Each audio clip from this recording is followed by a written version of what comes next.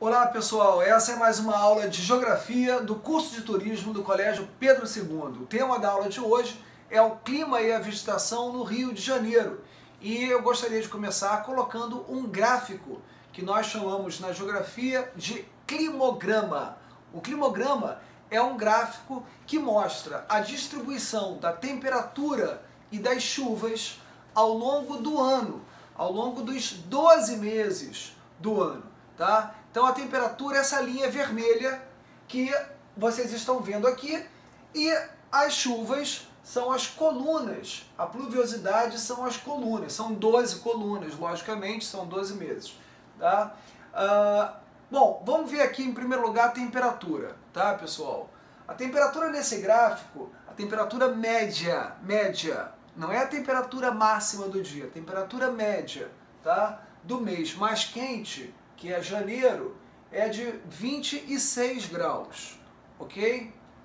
A temperatura média do mês mais frio é 21 graus, que é em julho, tá? Então 26 menos 21, eu tenho 5 graus de amplitude térmica anual. Isso é típico de um clima tropical. Nós estamos na zona tropical do planeta, tá? 5 graus de amplitude térmica, ok?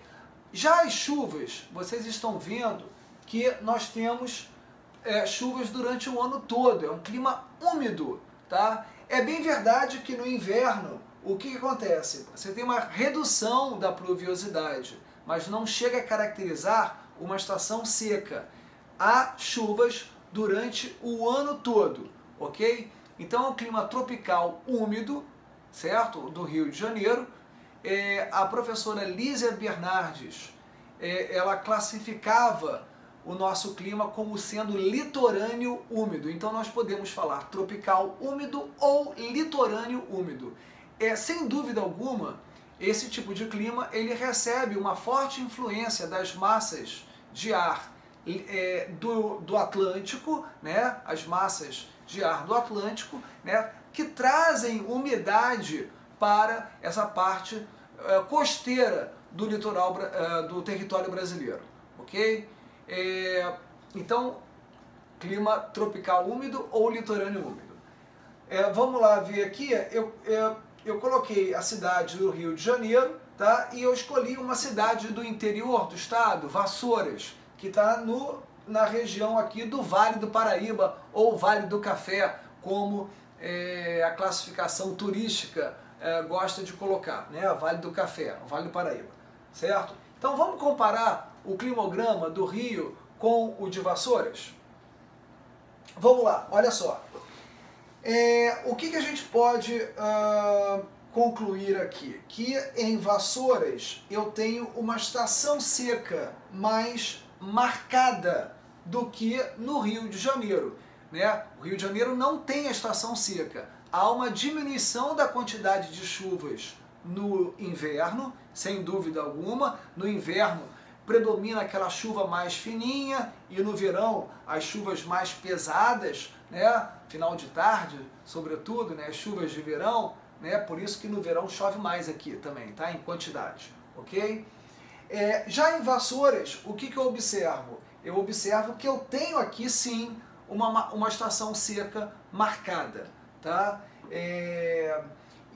Por que acontece isso, professor? Por que no interior eu tenho essa diminuição da pluviosidade? Voltamos aqui para o mapa.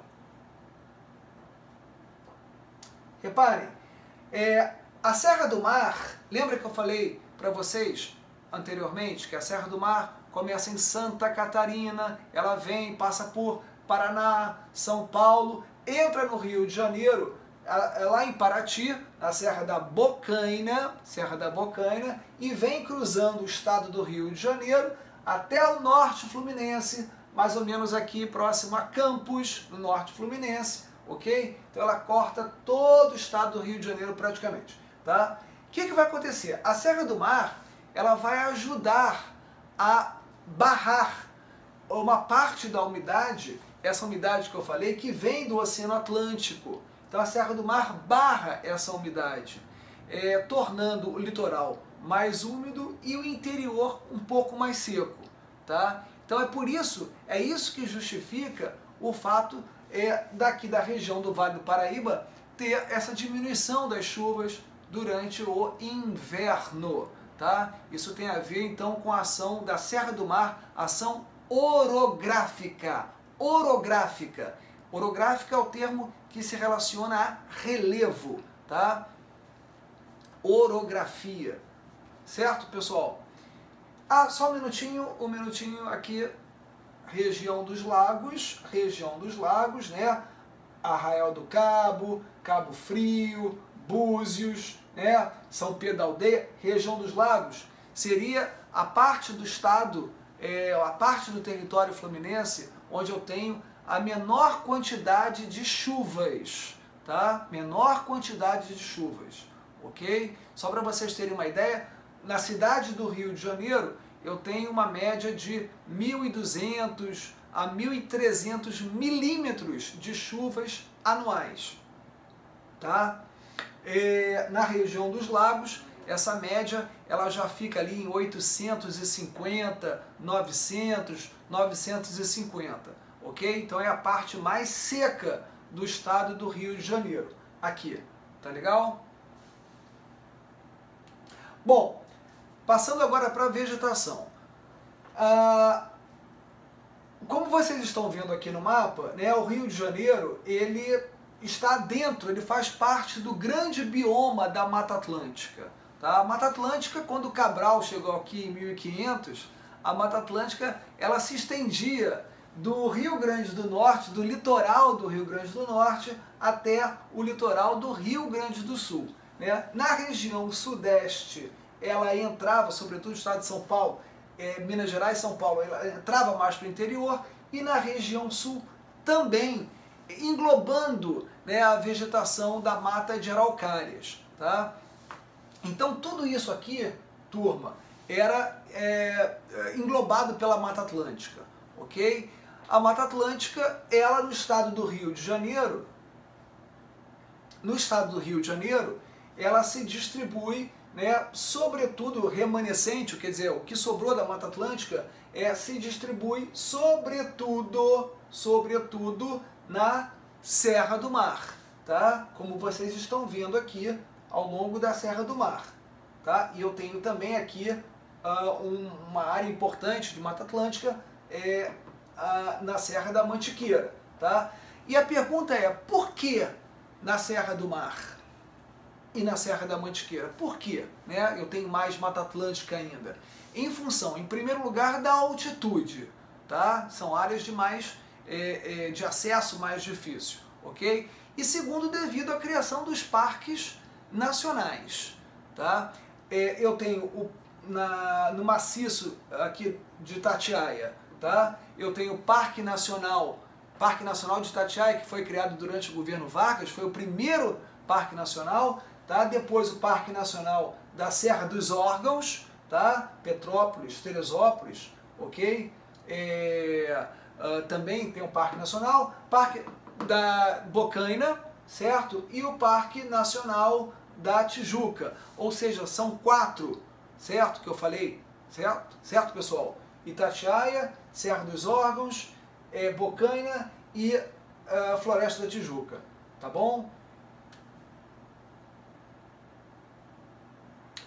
A Mata Atlântica, no Brasil, hoje em dia, nós só temos 7% da Mata Atlântica da vegetação original. Tá? O resto tudo foi desmatado ao longo da história, ao longo dos grandes ciclos econômicos, né? E no século XX, em função de uma urbanização cada vez mais acelerada e as atividades econômicas que também contribuíram para desmatar esse bioma. Ok? Como vocês estão vendo aqui nessa imagem, é uma floresta densa, é uma floresta fechada, né? Eu vou colocar para vocês aí todas as características que vocês precisam saber da Mata Atlântica, tá? Vamos lá. Aqui, essa foto, ela já é, né, de dentro aí da vegetação. A gente pode ver uma grande riqueza uma grande diversidade de espécies, né? Então eu tenho uma grande biodiversidade, ok? Tanto no extrato arbóreo, como também no extrato arbustivo, como vocês estão vendo aqui, né? As samambaias, a grande quantidade de samambaias, palmeiras, ok? Uma quantidade grande também de trepadeiras, né? Cipós e lianas, né? São trepadeiras, tá? Orquídeas, certo, turma? E uma quantidade grande também de orquídeas e bromélias que são epífitas, né? Em grande parte das vezes são epífitas, né? Elas usam outras espécies como suporte, epífitas, ok? Então é uma vegetação muito rica, né?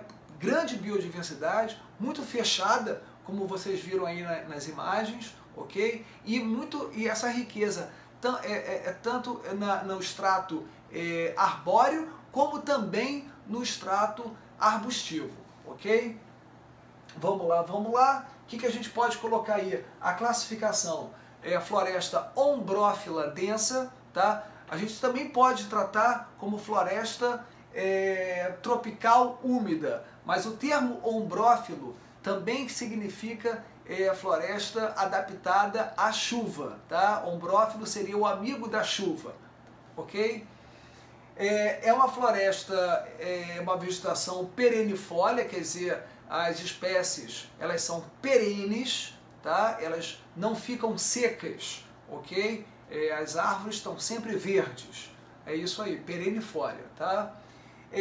Latifoliada, folhas geralmente grandes e largas, tá? Devido à grande transpiração dessas espécies, a planta ela perde água pela folha, né? Ela transpira pela folha, tá? Então a transpiração é maior, a folha tem que ser maior, ok? Daí o termo latifoliada, tá? Tem grande biodiversidade, ok? Que mais? Um forte endemismo, né? Lembrando a vocês esse conceito da ecologia, o endemismo são espécies, tanto de plantas como de animais, que só vivem ali, né? São endêmicos desse ecossistema ou desse bioma, tá? Você vê, por exemplo, o mico-leão-dourado, que ele é endêmico da Mata Atlântica do estado do Rio de Janeiro e de uma parte do estado do Rio de Janeiro, tá? Então isso significa uma espécie endêmica, ela só aparece ali, ok? E exatamente pelo fato dela ter uma grande biodiversidade e um forte endemismo, né? E ela está ameaçada por causa das atividades antrópicas, das atividades humanas, é que nós damos o nome de hotspots, tá? Ou seja, o hotspot é uma área de grande biodiversidade, né? Com espécies endêmicas que só aparecem ali e que estão ameaçadas de extinção, ok? Bom, e para fechar aqui a nossa aula, os campos de altitude. A Mata Atlântica, ela vai desde o nível do mar e vai até, vamos colocar aí, o maciço de Itatiaia, né, o Pico das Agulhas Negras, eu tenho aí 2.800 metros de altitude. Então a Mata Atlântica ela se desenvolve desde o nível do mar até 2.800 metros.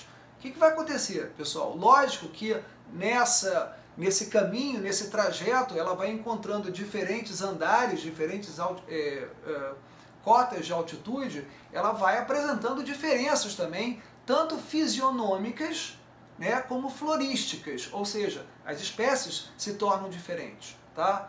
A partir de 1.200 metros de altitude, 1.200 metros de altitude, a mata ela começa a dar lugar a uma vegetação de campos, são os campos de altitude, tá? Então ela vai diminuindo de tamanho até se transformar nessa vegetação herbácea, campos, né, herbácea. Lembra que eu falei para vocês? Tem o extrato arbóreo, tem o extrato arbustivo e aqui o extrato herbáceo, ele vai aparecer aqui, tá? Herbáceo, ok? Campos de altitude, essa imagem linda é do maciço de Itatiaia, lá na Serra da Mantiqueira. Pessoal, na próxima aula eu vou voltar para falar sobre a vegetação de restinga e de manguezais, porque senão a aula ia ficar muito longa hoje, ok? Então eu vejo vocês daqui a 15 dias na nossa próxima videoaula. Tchau, tchau, pessoal. Obrigado.